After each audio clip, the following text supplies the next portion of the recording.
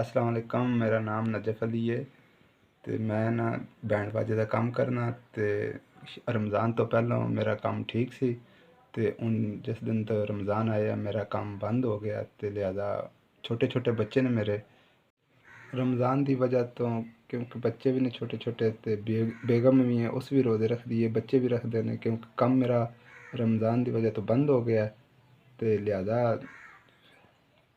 लिहाजा बच्चे भी परेशान हैं बेगम भी मैं भी क्योंकि अल्लाह दे आसरे ते फिर वक्त गुजारने पे 1 2 3 4 5 ਤੁਹਾਡੇ ਭੇਜੇ ਹੋਏ ਪੈਸੇ ਮੇਰੇ ਤੱਕ ਪਹੁੰਚ ਗਏ ਨੇ 5000 रुपया।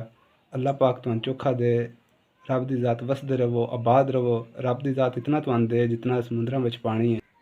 जी मैं बैंड बाजे का काम करता ही रमज़ान की वजह वास्ते ना मेरा काम बंद होया सी ते तुहाडी मदद मेरे तक पहुँच गई है। 5000 रुपया लैके मैं अपने बच्चों का कोई राशन पानी लैवां। अल्लाह पाक तुहानू चोखा दे। रब की ज़ात तुहानू इतना दे जितना समुद्रा च पानी है। इंशाअल्लाह आबाद रवो वसदे रवो। 5000 नाल मैं अपने बच्चों का कोई राशन पानी लैवां।